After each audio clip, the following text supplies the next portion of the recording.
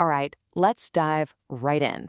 Today, we're talking about an event that didn't just create a new country. Oh no, it lit a fuse that set off a chain reaction of new ideas about freedom all over the world. We're talking about the American Revolution. So here's the big question, right? How on earth did this small collection of 13 colonies manage to take on and actually defeat the biggest, baddest global superpower on the planet? It's a true underdog story, and it's absolutely packed with world-changing ideas. But before we even get to the cannons and the battlefields, we have to talk about the ideas. Because this was a revolution that was first fought in people's minds, you know? It was all about these brand new, radical ways of thinking about freedom, rights, and how we should be governed. And this is absolutely key. The American Revolution was not just some local squabble. Its success created a kind of blueprint for change that spread like wildfire. You can literally trace a line from it to the French Revolution, the Irish Revolt, and a whole wave of independence movements in Latin America. It was nothing short of a political earthquake. But to really get why this revolution was even possible, you've got to look at the people themselves. The kind of society that was growing in the American colonies, well, it was already a completely different world from the one they'd left behind in Europe. I mean, just think about it. In Europe, society was this super rigid pyramid. If you were born a peasant, you died a peasant. Your whole life was basically decided for you by your family name. But in the colonies, that whole pyramid was just gone. There was no king, no dukes, no official aristocracy. Your success was based on your own hustle, which was a totally wild idea at the time. And this new mindset, it trickled down into every part of life. While Europe was tearing itself apart over religion, in America, it was becoming a personal, private thing. You had universities like Harvard popping up, promoting logic and rational thinking.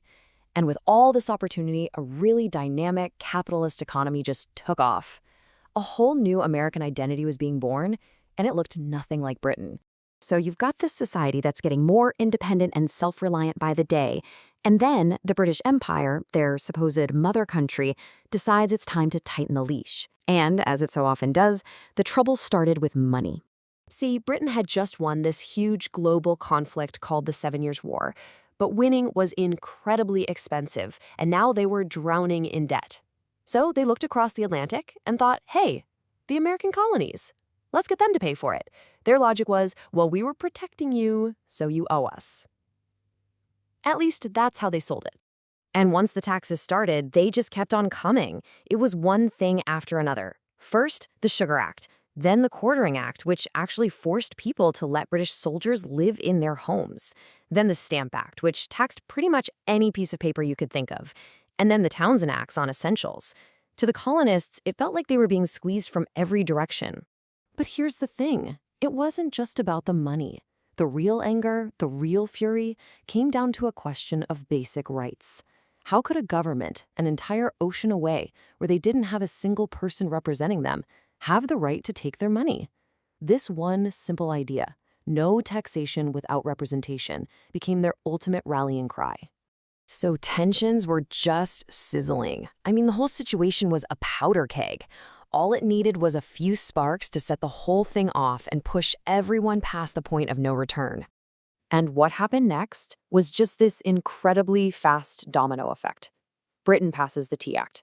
So in protest, a bunch of colonists in Boston sneak onto ships and dump all the tea into the harbor.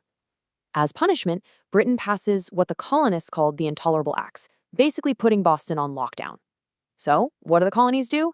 They unite and form the First Continental Congress to organize resistance. With every single move, the chance for a peaceful solution just vanished. And then, a little pamphlet comes along and changes everything. Thomas Paine's Common Sense went, well, what we would call viral today. It wasn't written for stuffy politicians. It was written for regular people, in plain, simple language they could actually understand.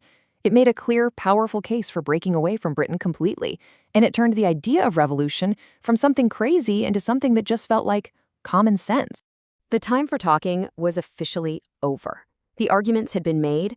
Now all that was left was the hard part, the fight for independence and the birth of a brand new nation. And here we are, the date that's basically burned into history. On July 4th, 1776, the Declaration of Independence was issued. Honestly, you can think of it as the world's most epic breakup letter. It was the colonies officially telling the King of England, we're done. We are now free and independent states. Of course, King George's response was basically, "Oh yeah? Try me." And so began 8 long years of war. George Washington led the scrappy Continental Army, and a huge turning point came when Britain's old rivals, France and Spain, decided to jump in on the American side. That really tipped the scales. The war pretty much ended when the British surrendered at Yorktown, and in 1783, the Treaty of Paris made it official. The United States of America was real. But winning the war, that was just step one. Now they had to do something even harder, actually build a country. So, in 1787, all the leaders got together for the Constitutional Convention to argue, to debate, and to somehow hammer out a new rulebook for a brand new type of government, one that did hold 13 very different states together as one country. So, after all that, what's the lasting impact? Why do we still care so much about this? Because the American Revolution didn't just create a country, it created a blueprint, an instruction manual for freedom that people all over the world would look to for centuries. At the very heart of this blueprint was this radical concept of a republic. I know, we take the word for granted now, but you have to imagine a world that was run almost entirely by kings and queens who said they were chosen by God. The idea that power actually comes from the people, that was mind-blowing.